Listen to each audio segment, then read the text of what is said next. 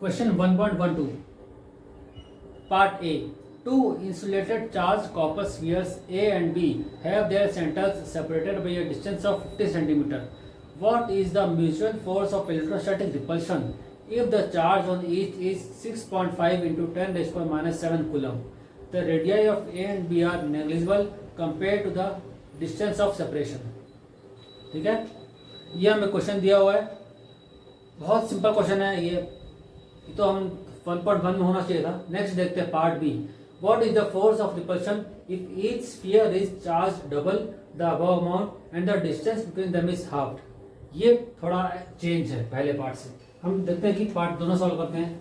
Part A में क्या कह रहा है, हमारे पास टू कॉपर स्फीयर्स दिए हुए हैं, दोनों का बीच का डिस्टेंस 50 सेंटीमीटर सेपरेट किया हुआ है, दोनों में चार्ज इक्वल है, पॉजिटिव चार्ज है, डेफिनेटली रिपल करेंगे, ये इधर जाएगा, ये इधर जाएगा। इलेक्ट्रोस्टैटिक फोर्स ऑफ रिपल्शन, ठीक है, due to same like charges. तो हम सॉल्व करते हैं, दोनों की वैल्यू कितनी आती है। फोर्स हमारा है, हमें पता है के Q1 Q2 by are square. के की वैल्यू में पता है 9 इंटू 10⁻⁹। Q1 Q2 दोनों की वैल्यू सेम है 6.5 into 10⁻⁷ into 6.5 into 10⁻⁷ upon 50 into 10⁻² का स्क्वायर। इसके वैल्यू आती है 1.5 इंटू 10⁻⁹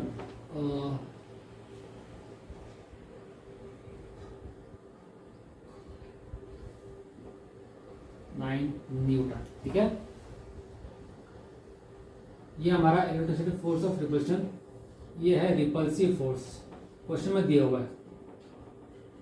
अब ट्रिकी पार्ट है पार्ट बी। पार्ट बी में दिया हुआ है, अगर Q1 और Q2 को वैल्यू डबल कर दें 2Q और रेडियस को हाफ कर दो R/2, तो क्या फर्क पड़ेगा पूछ रहे क्वेश्चन में।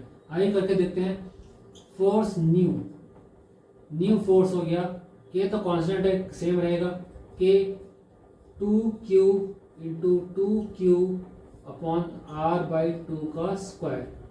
तो ये हो जाएगा K into 4Q1 Q2 upon R/2 square, 4 into 4 16 हो जाएगा, 16R²।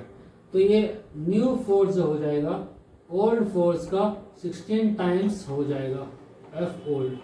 ठीक है, तो बस रख दो, मल्टीप्लाई कर दो, F न्यू हो जाएगा 16 इंटू ओल्ड कितना दिया 1.5 इंटू 10⁻⁹ न्यूटन।